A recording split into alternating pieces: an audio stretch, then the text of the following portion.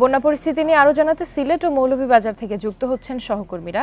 শুরুতেই সিলেট থেকে জানাবেন সহকর্মী রানা মজুমদার।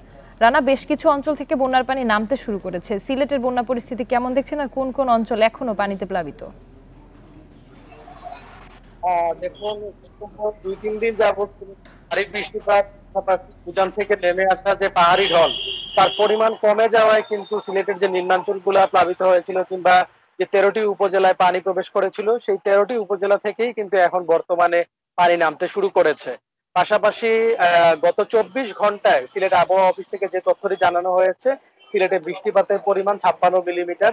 এবং পানি উন্নয়ন বোর্ড কর্তৃপক্ষ আমাদেরকে যে বিষয়টি জানিয়েছে তা হলো যে সুরমা এবং কুশিয়ারা নদীর পানি আমরা দেখেছি গতকালকে পর্যন্ত কিন্তু 4টি পয়েন্টে এই পানি বিপদসীমার উপর দিয়ে প্রবাহিত হচ্ছিল। কিন্তু আজকে যে তথ্যটি আমরা জানতে পারলাম পানি উন্নয়ন বোর্ড থেকে, তারা বলছে যে সুরমা এবং কুশিয়ারা পানি 3টি পয়েন্টে কিন্তু এখন বিপদসীমার উপর দিয়ে প্রবাহিত হচ্ছে। তো সবকিছু মিলিয়ে আসলে এই যে পরিস্থিতিগুলা বিবেচনা করে বলা যায় যে আসলে পানিটা অনেকটাই কমে এসেছে। পাশাপাশি জেলা প্রশাসন যে তথ্যটি আমাদেরকে দিয়েছে যে এখন পর্যন্ত 13টি উপজেলা পাশাপাশি নগরী মিলিয়ে 80,000-এর মতো মানুষ কিন্তু এখন পানিবন্দী অবস্থায় রয়েছেন। এবং সিলেট নগরীতে এখন পর্যন্ত কিন্তু 300 মানুষ পানিবন্দী অবস্থায় রয়েছে।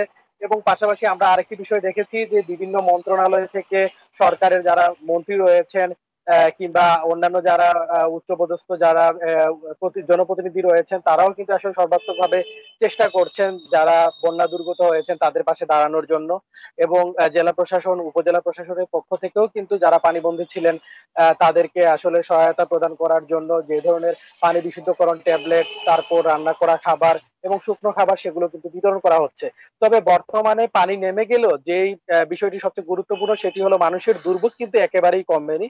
এবং মানুষ বলছেন যে আসলে তাদের যে ঘরবাড়ি নষ্ট হয়েছে কিংবা মূল্যবান জিনিসপত্র নষ্ট হয়েছে এবং অনেক কৃষক যার কিনা কৃষি জমির যে ফসলগুলো ছিল তারা উঠিয়ে রেখেছিলেন সেগুলো কিন্তু পানিতে তলিয়ে গিয়েছে। পাশাপাশি অনেক মৎস্য খামারের কিন্তু মাছ ভেসে গেছে বলে তারা আমাদেরকে জানিয়েছেন। তো তারা এসব ক্ষেত্রে তাদের এই যে ক্ষতি পুষিয়ে নেওয়ার ক্ষেত্রে তারা বলছেন যেন প্রশাসনের পক্ষ থেকে যেন যথেষ্ট সহযোগিতা করা হয়। পাশাপাশি আপনি জানেন যে বন্যা হলেই স্বাভাবিকভাবেই অবকাঠামোগত যে ক্ষয়ক্ষতি হয় রাস্তাঘাটের, সেগুলো কিন্তু ক্ষয়ক্ষতি হয়েছে। তো সবকিছু মিলিয়ে বলা যায় যে আসলে পানি কমলেও সিলেটবাসীর দুর্ভোগ কিন্তু এখনো কমেনি। রানা, আপনি আমাদের সাথেই থাকুন। এবার মৌলভীবাজার থেকে যুক্ত হবেন সহকর্মী তুহিনুর রশিদ। তুহিন, মৌলভীবাজারের নদ নদীর পানির কি অবস্থা, বন্যা পরিস্থিতি কেমন দেখছেন, ত্রাণ তৎপরতা কেমন?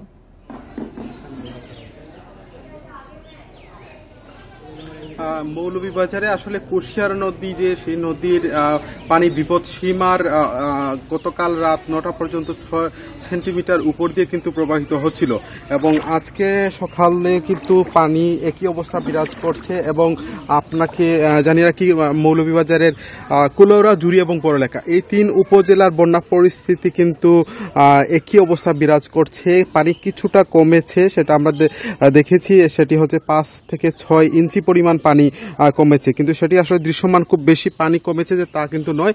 আমি এখন যে জায়গাটিতে আছি এটি একটি বন্যা কবলিত এলাকা এবং এখানকার বাড়িঘর যেগুলো সেগুলো কিন্তু একদম পানিতে ডুবে গেছে। এখানকার মানুষজন আসলে তারা আশ্রয় কেন্দ্রে অবস্থান নিয়েছেন এবং এখানে আসলে নৌকাই একমাত্র এখন বাহন এই অঞ্চলের মানুষের। তো আসলে মৌলভীবাজারের যে মনু এবং ধলই এই 2 নদীর পানি বিপদসীমার অনেক নিচ দিয়ে প্রবাহিত হচ্ছে, যার ফলে এই এলাকায় যেসব বন্যা কবলিত এলাকা ছিল সেগুলোর পানি কিন্তু নেমে গেছে, বিশেষ করে কমলগঞ্জ এবং মৌলভীবাজার সদর। কিন্তু অন্যদিকে হচ্ছে এই 3 উপজেলা কুলৌড়া, জুড়ি এবং বড়লেখা এই 3 উপজেলার পানি কিন্তু কিছুটা কমেছে এবং এই এলাকার মানুষের দুর্ভোগ কিন্তু চরম আমরা দেখেছি। এবং এই অঞ্চলে কিন্তু বিশেষ করে স্যানিটেশন সমস্যাটা চরম আকার ধারণ করেছে এবং খাদ্য সমস্যা কিন্তু আছে।